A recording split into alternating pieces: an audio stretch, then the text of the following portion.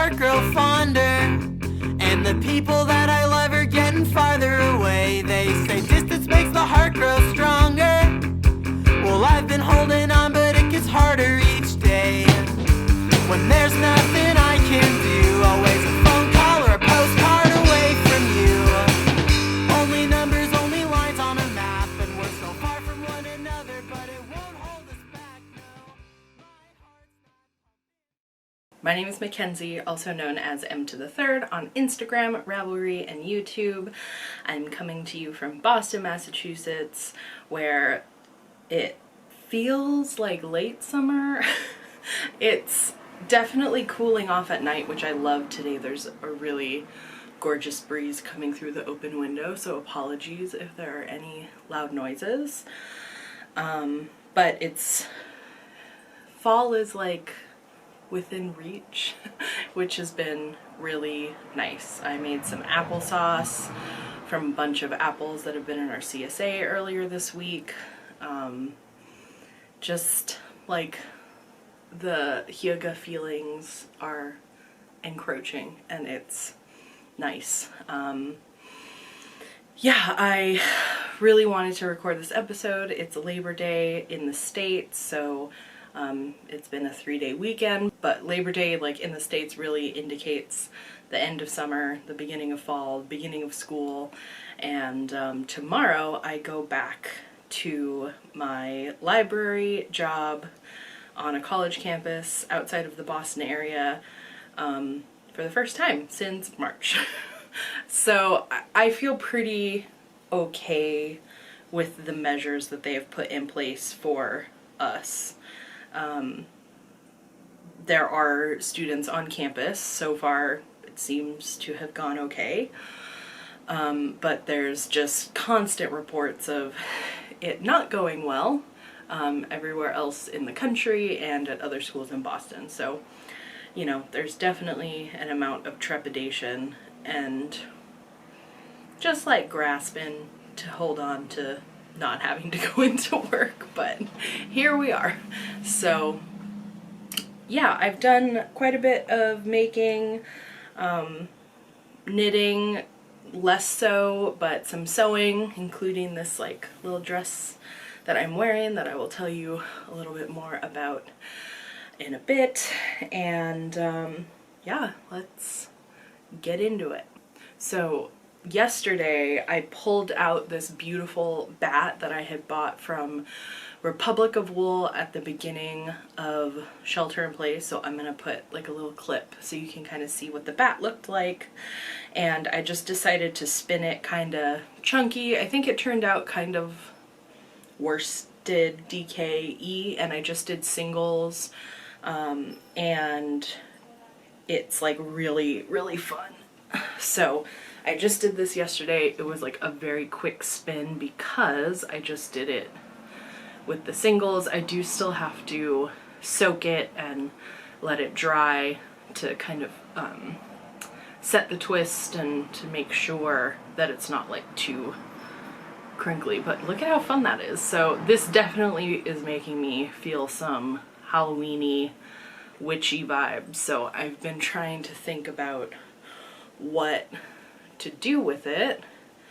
I'm thinking I'm gonna do a hat, and I've been knitting a bunch of hats of my new hat pattern, which I'm going to talk about in a bit. So I had some leftover purple of my yarn that I dye that's called liminal, and I thought those would kind of be cool together, like either striped or with color work, and maybe make a hat for myself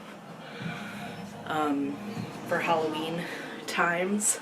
So yeah, that's definitely something I feel like I might cast on in a little bit later this week. Yeah, so I just like had really fun spinning this while watching Daria and it really was like super quick, and it's like nice when spinning projects can be quick because I don't know, I feel like everything is such like there's a lot of waiting and like feeling like there's like very long drawn out dopamine bombs.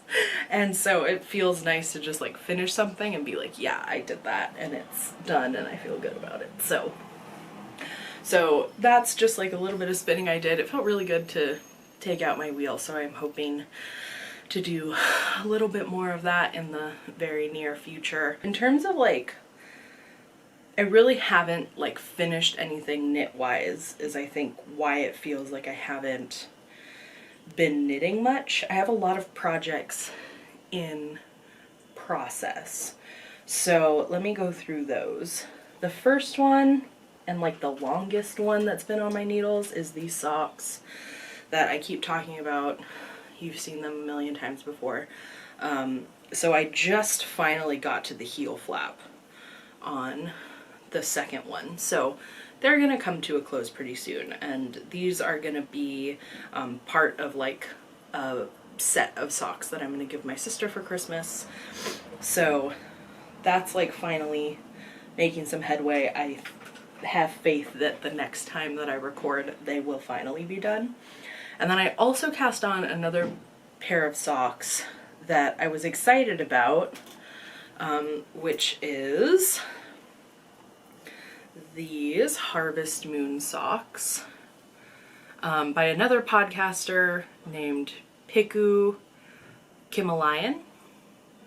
I like hope I said that right. I feel like I did okay. So yeah, she did this pattern. This is the like Latvian braid up top. You know, I did it wrong in like one spot, but for the most part I think they look really good. And the yarn is Knitting Nikabi. She did kits for the sock pattern. I think part of like I think they look good. I don't love the way that they fit my leg. So I think these might, ooh, maple. So I think these might also end up in the sock kit for my sister. Okay, I think she's done. For the socks for my sister, and the one thing I'm worried about though is that I only have this much of the blue color left. So I kind of have to see where we're at the end. I did pick the pack for the size that I was going to make, but you know, I don't know. Not sure if my gauge was just, I'm not sure what happened. So what I was thinking is just flipping the colors for the second sock so that there is like one more little like mini that has nylon in it that is used for the cuff and the heel. So I might just like flop the colors so that the designs are in this, because obviously I'm using way more of this for this particular sock. So I sort of lost steam because I feel like I'm gonna run out of yarn. I'm not sure what I'm gonna do if I do. So that's kind of where my like hesitation is, but it's been fun. I've not really knit a completely colorwork sock before because I know how much tighter it is, and you know, but I've been enjoying these. So, and I also wanted to mention that Knitting Nikabi does all natural dyes. So this is with logwood, which, you know, I love natural dyes, so I was excited to get that to support her. And then some other yarn that I got that is naturally dyed by Bedhead Fiber in Seattle. I'm turning into this really simple shawl. I mean, look at that color. Her colors are like, this pastel-y type of color is something that I am striving to do more of, and it's just like gorgeous. Look at that. So I think that after blocking this lace is just gonna bloom and it's gonna be gorgeous. So yeah, I mean, it's a super simple lace pattern. I've just been knitting on it. Kay and I have been watching a ton of horror movies, and so I just kind of knit on it while doing that, which is great because it doesn't require a lot of brain power. So I have one more skein. So considering that I am almost done with that first ball of yarn. I think it was good to have 2. So yeah, I'm just like, I've been feeling like what's really inspiring me to get projects done is like what I'm gonna have at the end. So I started, let me back up. So I really have been thinking I want another like scarf, shawl, especially if I'm working from home. My front office gets very cold in the winter, and so I wanted kind of like a wrap and a shawl. And so initially I went into my stash and I pulled out this wool that I've had, and I really love this color. It's Coral Reef. So interestingly, when I picked this up to start a little shawl that I was like improvising, I was like, I looked at the label and I was like super surprised that this is considered superwash, because it does not feel like superwash to me. And I was sort of like, maybe? And then I was watching, I don't remember who it was, but I was watching another podcast and they mentioned that wool does like a very specific superwash process that is like better for the environment and not as harsh on the wool. So I haven't looked into that, but anyway, I picked this out of my stash and I was like excited to start knitting with it, and I did start. I made like the beginnings of this like shawl, but as I was knitting it, I was like, I don't think I want this color like up against my face like that. Like I just couldn't envision it, and I lost steam fairly quick. That's all I got, and then I just even took it off the needles. So when I got this yarn from Bedhead and I just saw the color, I hadn't quite completely abandoned that project yet, but I was like, no, this is like what I want for near my face. I have a black coat like everyone in New England, and I was just like, that would be so nice to have. And that like difference in like, I can see myself wearing this and I sort of like know what the outcome is gonna be, and I'm stoked to have that finished object versus starting something just for the sake of starting something and then sort of burning out on it. It was just like an interesting like dichotomy of like how excited to work on something I was. So it feels good to kind of even unintentionally be in that headspace, because that's like the way that I strive to make things, is like for use. So yeah, that like, it was like kind of cool. So now I have 3 skeins of this fingering. I kind of want to incorporate it into some kind of color work top, but it's okay that it's gonna hang out in my stash for a little bit longer. I really like, I love this color. I just don't think it should be the main color on something for me. So that's kind of what I've been knitting on. I have been doing some sewing, which has felt really nice. I talked about in the last episode about how I like switched my house around because of the pandemic and both me and my partner Kay working from home, and part of that was creating a sewing space that like was actually a little bit more functional.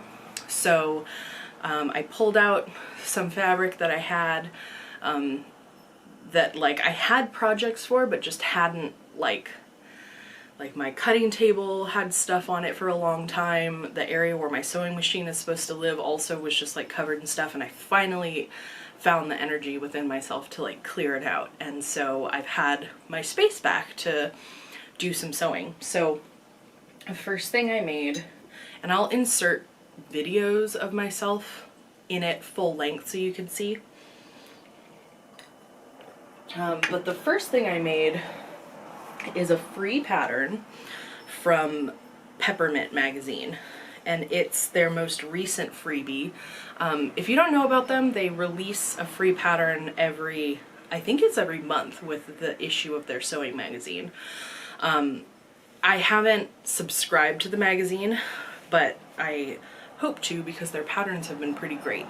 They don't claim to go up to my size, but if you go into the individual patterns and look at the size chart, a lot of them are very generous.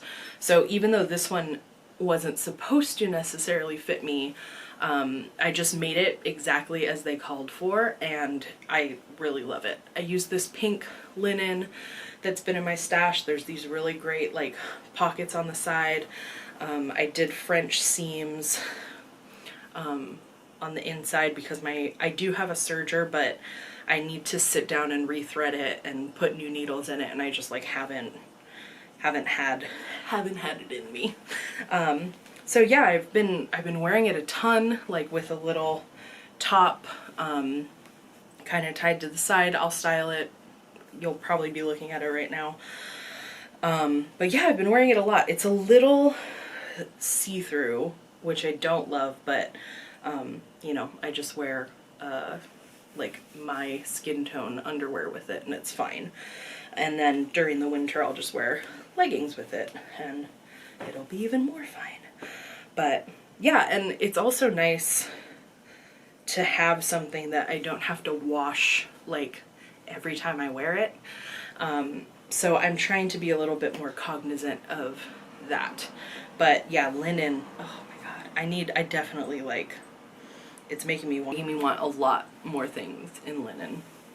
So yeah, that was definitely a win. And then the other thing that I made is this, so this is a hack that Helen's Closet has on her blog for the York pinafore.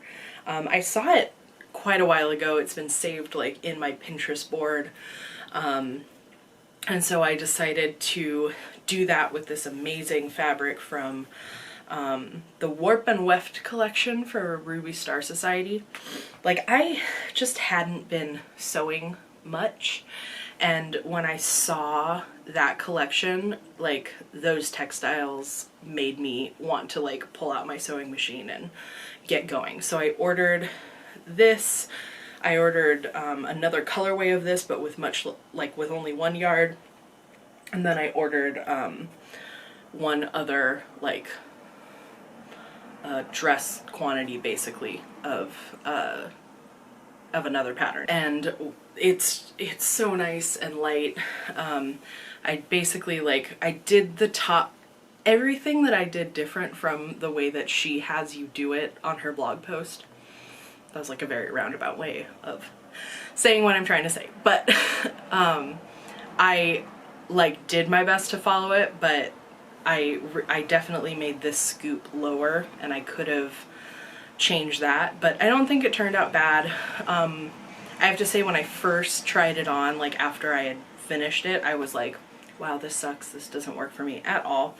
But I was wearing a kind of baggy t-shirt underneath, and so I think with these little like tank tops, camis, I really like the way it looks better. I also ended up cutting the strap and tying it, which gives me a little bit more versatility for like where I pull it up to sit at my waist. So this is the spot that I really like it at. I know a lot of other people might not wear like all of these clashing prints, but I really like it. So yeah, I will have already shown you like what it looks like full size, and yeah, I'm really happy with these two things that I've sewn, and I have some more fabric on its way to me because I spent my tax return on some more fabric, which I'm really excited about. So yeah, that's like the extent of the making I have been doing, which I always feel like when I go into my podcast episodes, I'm like, I don't know if I have that much to show, but that was quite a bit. It's like, okay. And on top of that, so now I'm going to switch gears a little bit and just talk about my shop and some stuff that I have up in there that I'm excited to share with you. So the first thing is that I have been knitting so many of these because this is my first hat pattern, I'll include a link up here to the video where I introduce it and its inspiration. So right now I am hosting a knit along for my new hat pattern, and it is Maple's barking. It's absolutely not too late to join. So this is knit out of my yarn Liminal, and there are in-person community, or there are live on Zoom knit nights that I've been hosting. The next one is next Saturday at 7:30 p.m. Eastern, and then after that there's going to be one on Monday, September 21st, and the knit along ends on September 22nd. So I have been knitting another hat out of some of my leftovers from the samples. And this one is going to be for my grandma, my Yaya, because every time I post a picture on Instagram, you can go look, she comments and goes, I want that one. So I decided to make my knit along contribution with the colorway that she wanted for her. So that's been really nice. I love the community knit nights. It's so nice to get to hang out with podcast viewers and friends, and yeah, that's been really great.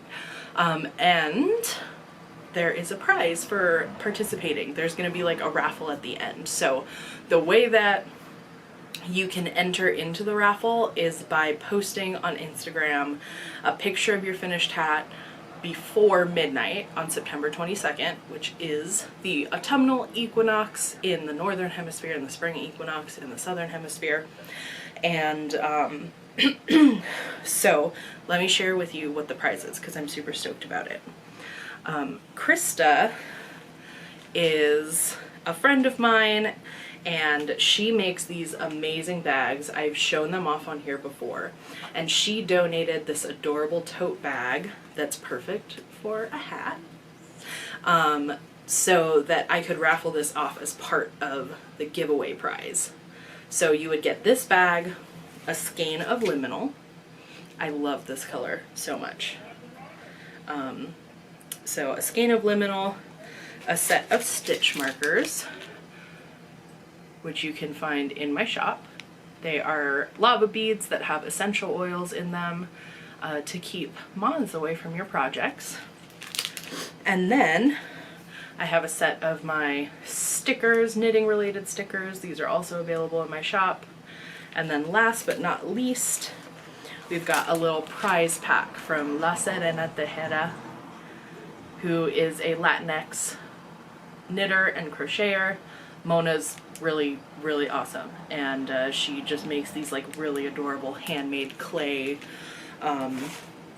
stitch markers and progress keepers, as well as amazing art and stickers. And so really excited that there's a little prize pack of her stuff in there. And yeah, so all you have to do again to enter is to post your finished hat before September 22nd at midnight Eastern on Instagram with the hashtag Kulkulkan Knit Along. I'll put that right here so you know. And you do not have to be knitting it with Liminal, which is my yarn base. You can use whatever DK weight you have in your stash. So yes, I'm really excited. It has been like so fun and amazing to finally publish a pattern. Like, it's been in my head for a long time. So yeah, I'm really, really excited to have you, you know, purchase it and knit it. Gotten a lot of positive reviews. I can't believe people have like finished it and been knitting it. It's just so cool. Last thing that I want to mention is that I'm going to be doing 2 trunk shows over the next few weeks. The first one is a virtual trunk show at Circle of Stitches in Salem, Massachusetts. Anna is another Latinx knitter and like shop owner, and is just like generally awesome. I love her store. So on September 19th, which is a Saturday, I'm going to be doing a virtual trunk show with Anna at Circle of Stitches. And you know, as much as coronavirus is a bummer, the really awesome thing about doing a virtual trunk show is that you don't have to be local to come. So definitely, if you want more information, number one thing to do is to sign up for my email newsletter. There's a link down below. You can also sign up on my website to get 10% off of your first order.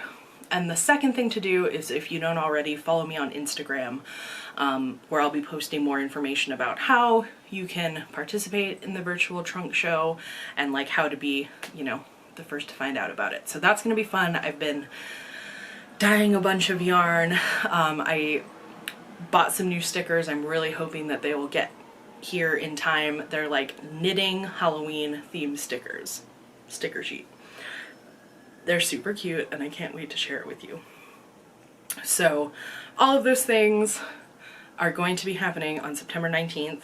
And then about a month later, on Columbus Day weekend, which is I think the first or second weekend in October, I'm going to be in person at, so Columbus Day weekend, I'm going to be in person at least one day at Salt Yarn Studios on Cape Cod.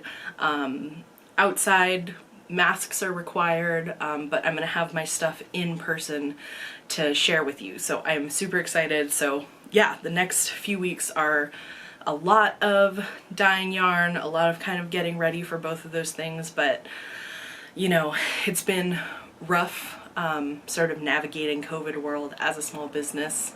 And I know a lot of other people are feeling that way, but it is knitting season. Knitting is like one of the best ways to cope with being inside during the cold, during a pandemic. So I'm really excited to be able to bring some yarn to you. So again, info on either of those, the best way to do it is to sign up for my newsletter and to follow me on Instagram, because I'll be doing frequent updates there. So yeah, there's, you know, there's a lot going on, people. But I'm really happy to be able to spend some time with you today, and I'll definitely see y'all soon. If you enjoyed this podcast episode, please give this video a like. And if this is your second, third, fourth, and you haven't done so yet, please subscribe. It's a very easy way to support content creators on YouTube, and it means a lot to me. My goal is to get to 1,000 by January 1st, which like is looking a little bit slim, which I'm not 100% confident that I am going to achieve, but every subscriber makes a huge difference and, you know, puts me closer towards that goal. So thank you so much for watching, and I'll see you next time. Bye.